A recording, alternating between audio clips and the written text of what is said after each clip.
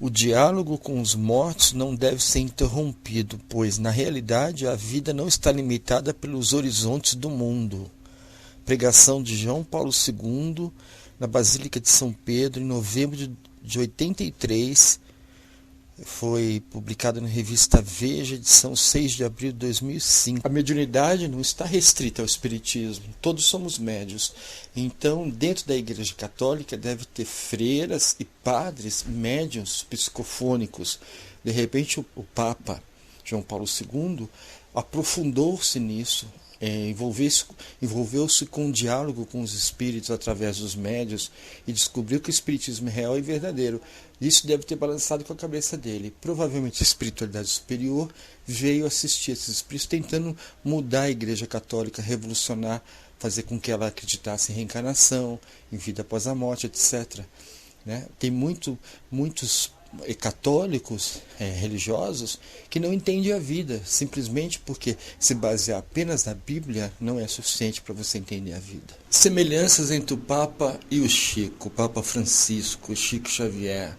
Chico Xavier não era apegado à matéria, doou todos os seus direitos autorais para a caridade. O Papa Francisco também não gosta de simplicidade. Chico foi responsável direto pela multiplicação dos centros espíritas por todo o país. Ajudou a fundar mais de 2.000 instituições de assistência aos carentes.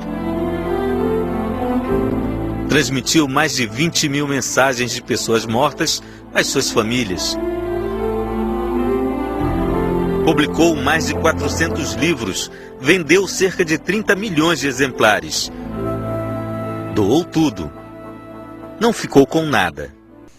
Chico Xavier era muito humilde. Dizia que tudo vinha de Deus e dos espíritos. O Papa Francisco também é muito humilde. Chico Xavier fazia muita caridade. Acredito que o Papa Francisco também faça. Gosta da caridade, porque é um franciscano. Chico Xavier era um médium, recebia e psicografava mensagens dos espíritos. O Papa Francisco também mesmo que não saiba. Aqueles pensamentos que vêm na cabeça dele, nos discursos, nas pregações, muito desses pensamentos vêm dos espíritos que inspiram ele. Muito padre lê o livro dos espíritos, lê os livros espíritas pela internet. Pessoas não morrem, desencarnam. Os mortos podem se comunicar com os vivos. Essas ideias, ao mesmo tempo perturbadoras e reconfortantes, foram formuladas pela primeira vez na França, em meados do século XIX, pelo cientista Allan Kardec. Mas foi aqui no Brasil que o espiritismo ganhou projeção extraordinária, graças à obra e ao exemplo de vida de Chico Xavier. São Malaquias previu que o próximo Papa ia ser um negro, ia ser o último Papa da Igreja Católica. Acho que a Igreja Católica, sabendo disso, não quis escolher um negro, apesar de ter tido um candidato negro, se não me engano, americano. Escolheram esse, Papa Francisco, para acabar com essa profecia que estava incomodando. Mas eu acho que eles se deram mal. Há uma matéria que saiu na Globo News, que falou sobre os papas, que disseram que o Papa João Paulo II foi assassinado, envenenado. Eu vou ver se eu acho essa matéria. Você acha que um Papa é escolhido pelos cardeais? Você se engana. O Papa é escolhido por Deus. Porque na hora das escolhas, os espíritos vêm e inspiram aqueles que escolhem. Veja o que eu estou falando é verdade. No próximo vídeo vai provar para você. Veja a seguir, comprovado pelos fatos, de onde vem todo o poder das mudanças em todas as áreas da vida. Dinheiro, a criatividade, as ideias para o bem e para o mal. Quem realmente escolhe os papas e os presidentes e tudo mais? Na madrugada de 19 para 20 de fevereiro de 1939, orando no seu quarto de dormir, ao lado do quarto do Papa Pio XI, o cardeal Eugênio Pacelli está entregada a oração. Eugênio Pacelli havia sido representante do Vaticano em diversas cidades da Europa e particularmente na Alemanha. Era um homem austero, um grande diplomata. E ele está orando, quando de repente ele vê uma claridade na entrada da porta. E voltando-se na direção, ele é tomado de estupor, porque aparece-lhe o Papa Pio X. O Papa Pio X diz-lhe: Pacelli, ele, santidade, não sou santidade. Eu sou teu irmão e venho em nome de Jesus dizer-te que logo mais serás Papa. O mundo entrará numa grande conflagração e apraz ao Senhor que sejas o chefe do rebanho cristão católico, que governes com bondade e com misericórdia. Santidade. O Papa Pio XI está vivo em toda a sua glória. Pacelli, eu venho dizer-te que tu serás Papa e que deverás governar a Igreja com mansuetude e com misericórdia. E desaparece. Eugênio Pacelli era um homem austero. Ele pôs-se de pé nessa madrugada de 20 de fevereiro, sai dos aposentos apostólicos, atravessa as grandes lógias, desce a Catedral Basílica de São Pedro, vai até ao lado do baldaquino, desce o subterrâneo, onde estão enterrados alguns papas. Dirige-se à cripta onde estão os despojos do Papa Pio X. Ajoelha-se e ora fervorado. Ao amanhecer, quando ele sai, um guarda suíço pergunta-lhe: mas, Sua Eminência, por que está tão pálido? Porque eu tive nesta noite a visão do Papa Pio X. Mas o Papa Pio X morreu, eu sei. Foi ele que me deu o chapéu e o anel cardinalícios. Eu sei. Ele veio dizer-me que eu seria Papa. Logo depois, adoece e desencarna o Papa Pio XI. E no primeiro escrutínio secreto, Eugênio Pacelli é tornado Papa Pio XII. Então a humanidade és tua. As forças nazistas ganham campo com Adolf Hitler. No mês de setembro, a Polônia invadida, os Países Baixos, a Áustria, e tem começo a Segunda Guerra Mundial, conforme vaticinado pelo Papa Pio X em espírito. A mediunidade está presente na historiografia da humanidade, sem qualquer compromisso com religião. Você vai perceber uma coisa, que Deus inspirou a criação de todas as religiões que estão aí. Todas têm sua utilidade, porque nós estamos em níveis de entendimentos diferentes. Se não entendemos uma religião, vamos para outra, entendemos ela, gostamos e freamos nossas tendências negativas. Então o evangélico, é melhor ele ser evangélico do que ele não ter religião nenhuma. Fora da religião, você não tem aquela palavra te alertando que você precisa frear seus impulsos, se manter fiel à sua esposa, ter um comportamento correto. Então todas as religiões falam no bem. E isso, Deus, sabendo disso, sabendo que nós temos níveis diferentes de entendimento, de compreensão, deixou no mundo várias religiões. Para cada degrau evolutivo há uma religião. Então, graças a Deus que há várias religiões. Não vamos ficar criticando um ao outro. Assim diz hoje o Espiritismo aos seus adeptos: não violenteis nenhuma consciência, não forceis ninguém a deixar sua crença para adotar a vossa. Não lanceis o anatema sobre os que não pensam como vós. Acolhei os que vos procurar e deixai em paz os que vos repelem. Lembrai-vos das palavras do Cristo. Antigamente o céu era tomado por violência, mas hoje será pela caridade e pela doçura. Evangelho segundo o Espiritismo.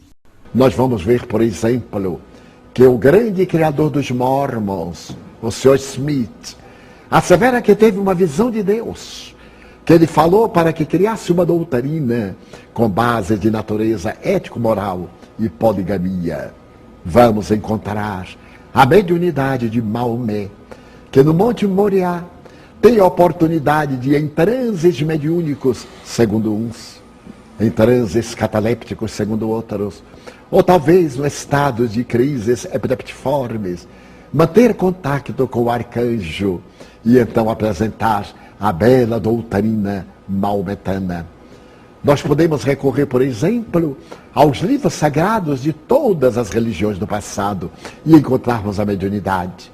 Ou na filosofia em Sócrates, trazendo-nos ideia desta singular paranormalidade humana. Nós vamos encontrar, por exemplo, nessas manifestações da Buena Dicha, mediunidade de inspiração, nas cartas que se jogam, na bola de cristal que se olha, nos búzios da tradição africanista, na leitura do chá, quando termina de sorvê-lo, a arrumação das folhas que ficam na base da xícara, ou de 1000 maneiras que servem no período dos auríspices em Roma, que abriam as aves vivas para examinar-lhes as vísceras e então ter ideia das batalhas que seriam travadas pelas legiões. Seja qual for o aspecto, é sempre uma interferência entre os dois mundos. Portanto, é um fenômeno paranormal, de natureza orgânica, que mereceu da doutrina espírita estudo sério. Por isso que, diga-se de uma por todas as vezes, que a mediunidade não é uma invenção do espiritismo. A mediunidade é um fenômeno histórico que o espiritismo estudou para constatar a sobrevivência da vida ao fenômeno da morte. No primeiro encontro pessoal que teve com Chico Xavier, o biógrafo Marcel Souto Maior também viveu uma experiência racionalmente inexplicável. Ele se senta a 2 metros de onde eu estou, e aí ele senta, começa a ler um livro de Kardec, e eu, que era cético, estava ali para contar uma história jornalística, né, nenhum envolvimento emocional com ele, zero. Eu começo a sentir gotas e gotas e gotas caindo na minha camisa, uma camisa branca, me lembro. Cai, cai, cai, cai, cai.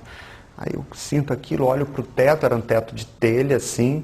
Eu falo, gente, goteira, mas não está chovendo. Aí eu mudo assim de lado, ainda saio um pouquinho.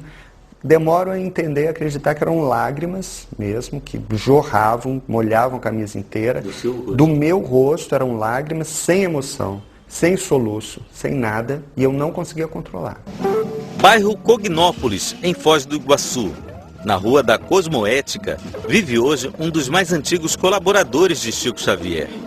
Valdo Vieira escreveu 17 livros em parceria com o médium mineiro. Foram juntos para os Estados Unidos, plantar as sementes do espiritismo. Mas, depois de 10 anos de convivência, o discípulo resolveu romper com a doutrina espírita e se afastar do mestre.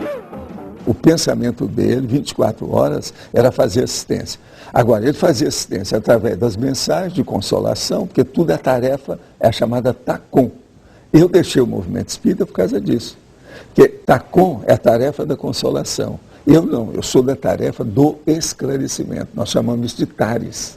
Ele é um processo mais de religião, de seita cristã. Eu sou do princípio da descrença. Ele já sabia que eu ia deixar. Agora, ele chorava com isso, então eu tive que esperar vários anos preparando a coisa para deixar o movimento espírita. Valdo, formulador da projeciologia e da conscienciologia, conta histórias impressionantes do convívio com Chico Xavier. Segundo ele, os dois teriam sido da mesma família na última encarnação.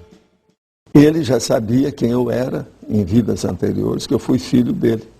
E ele sabia disso. O Emmanuel já tinha falado as minhas coisas, que eu sou o Zéfiro, que era um espírito que ele chamava, Allan Kardec chamava de espírito familiar.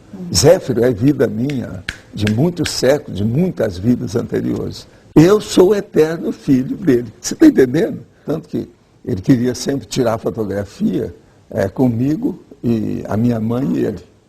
Que era eu entre as duas mães. Outra revelação de Valdo. Chico teria pensado em abandonar a missão no Brasil. Quando nós chegamos a Londres, a gente foi encontrar lá com a turma do Psyche News. O Chico se entusiasmou com aquilo e falou, não, eu agora vou ficar aqui. Eu não vou mais para o Brasil. Lá tem tanto problema em cima de mim. Aqui, esse povo é tudo considerado. A gente tem, está entendendo? Foi um custo. para eu trazê-lo de volta. Falei assim, Chico, você não pode fazer isso. É a sua missão do trabalho no Brasil, você não pode ficar na Inglaterra. Agora, na Inglaterra, o povo também queria que ele ficasse. Firme em seu propósito de divulgar a doutrina espírita, Chico Xavier participa no final dos anos 60 de um programa de TV. Convidado pelo jornalista Saulo Gomes, o antigo matuto de Pedro Leopoldo se torna, da noite para o dia, uma celebridade nacional. Poucos anos depois, ele participaria de outro campeão de audiência da época. O Pinga Fogo transformou a vida do Chico. E ali você tem um Chico falando de todos os temas, de bebê de proveta, extraterrestre, drogas, homossexualismo, governo militar, ele falava de tudo e o mais estranho de tudo. O tempo inteiro ele falava, Emmanuel está aqui ao meu lado, Emmanuel pede para me dizer isso e aquilo, meu amigo espiritual Emmanuel. Bem vestido, exibindo uma impecável peruca, Chico fez o maior sucesso. Quando ele botou a peruca, o povo todo começou a comentar. Então um amigo veio criticar. Chico, vaidoso, usando peruca. Falou, meu filho, você tem prótese dentária, por que você não tira e joga fora? Ele até brincava muito, falava, gente, eu sou feio demais. Eu uso a peruca assim para não ficar feio, uma boina. Porque ninguém é obrigado a aguentar a feiura de ninguém. Chegou uma hora, ele explodiu, uma das raríssimas explosões dele, que era muito paciente. Explodiu e falou assim, me deem direito de ter essa vaidade. Eu uso peruca porque eu me acho mais bonito de peruca. Aí ele desabafou, ele falou, às vezes eu coloco um terno e as pessoas ficam, quanta vaidade. Aí ele falou, mas vocês querem que eu vá nos eventos representar o espiritismo como? Mal vestido? Como uma ruína humana? Como uma ruína humana? E ele nunca pensou em casar? Não, nunca pensou. Uma vez eu perguntei a ele, por que você não casou, Chico? Meu filho não tem tempo. Ele não ganha para sustentar uma família. Segundo Eurípides, filho adotivo de Chico Xavier, ele teria deixado um código secreto dividido em partes com 3 pessoas de confiança. Assim, o médium que dissesse ter recebido a mensagem dele do além deveria saber também a senha, ou estaria mentindo. Só que os próprios amigos de Chico Xavier contestam essa versão. Nós temos uma reunião às quartas-feiras de intercâmbio.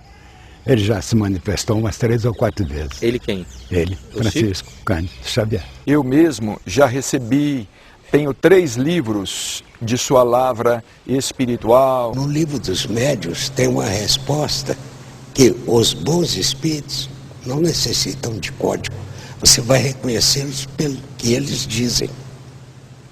Então, se ele tivesse dado código, ele estaria contra Kardec. Eu ouvi da boca dele dizer, quando eu sair de Kardec em qualquer ponto, vocês me internam que eu estou louco. Outra polêmica que divide os espíritas. A tese de Carlos Bacelli de que Chico Xavier teria sido a reencarnação de Allan Kardec. Eu tenho plena convicção de que Chico Xavier foi a reencarnação de Allan Kardec. Isso é idiotice. O povo não tem o que fazer, está inventando não, bobagem. Allan Kardec havia sido informado que desencarnaria e voltaria à Terra no fim daquele século XIX ou no começo do século XX, para dar continuidade à obra. Allan Kardec desencarnou em 1869, no dia 31 de março. Chico reencarnou em 1910. Se você fizer as contas, nós vamos ter aí exatamente, incluindo o tempo de gestação, 40 anos. Para nós espíritas, essa questão ela é irrelevante.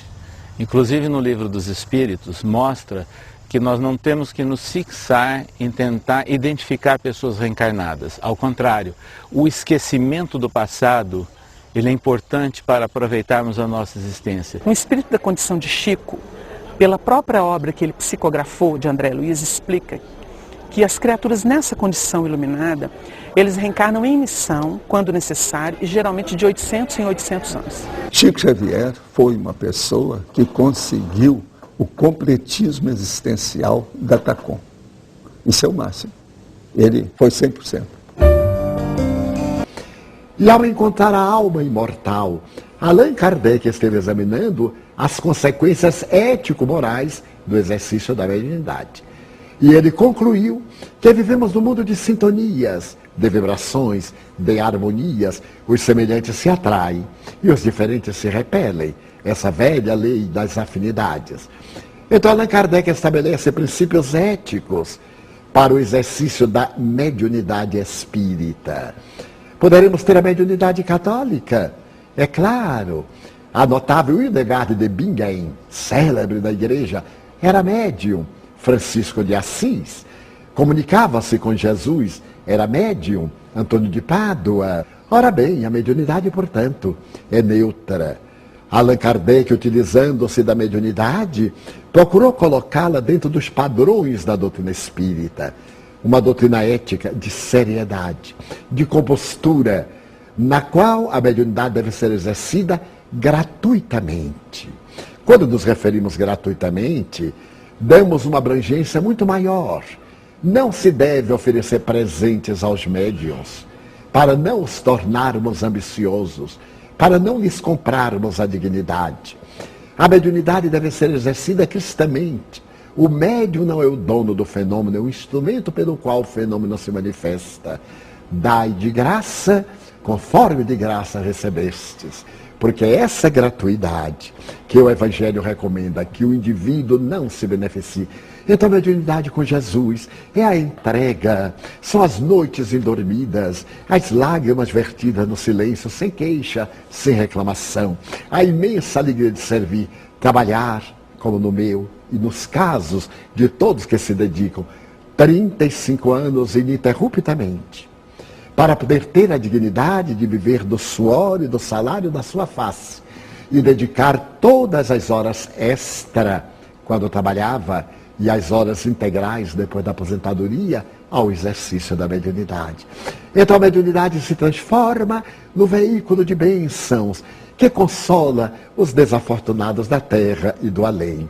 Disse Allan Kardec, não se conhece o verdadeiro médium pelas comunicações de alto coturno que recebe, mas sim pela facilidade que tem de se comunicar. Então este é o bom médium. É aquele que nas sessões mediúnicas sérias são instrumento das almas atormentadas do além-túmulo, conforme está no livro Céu e o Inferno, de suicidas, de homicidas, de pessoas vítimas de tragédias do cotidiano, das vítimas da violência, das vítimas dos próprios desencantos, do terrorismo, das guerras, das calamidades, como as calamidades que periodicamente desabam sobre a terra. E o médium entrega-se-lhe.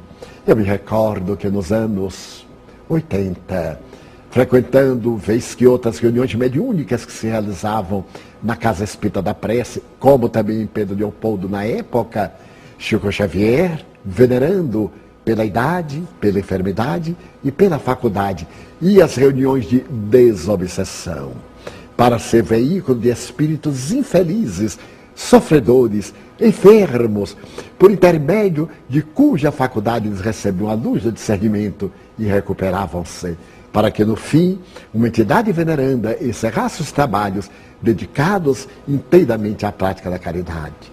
A mediunidade com Jesus, pois, é a mediunidade a serviço da caridade, a serviço do bem, da solidariedade, dos passes, em que nós damos a alma da água magnetizada, da psicoterapia, da boa palavra, das atividades de cura. E qual a reunião edificante que também não é de cura? Desde que estejam 2 ou mais reunidos em meu nome, disse Jesus, aí eu estarei entre eles. Então a proposta da mediunidade com Jesus é essa proposta da mediunidade sensível, simples, bondosa, missionária do amor e da ternura, em que o médium se apague, como dizia muito bem João Batista.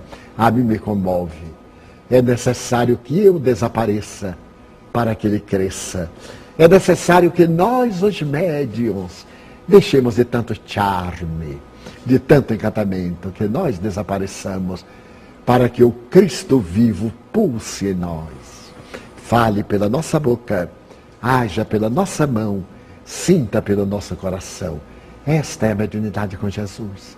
É a mediunidade espírita, a mediunidade exercida no silêncio do centro espírita, que ninguém sabe e que pode ser comentada depois, naqueles momentos esfuziantes dos estudos dos fenômenos realizados, para que, ao termo da jornada, o médium possa dizer: glória a Cristo.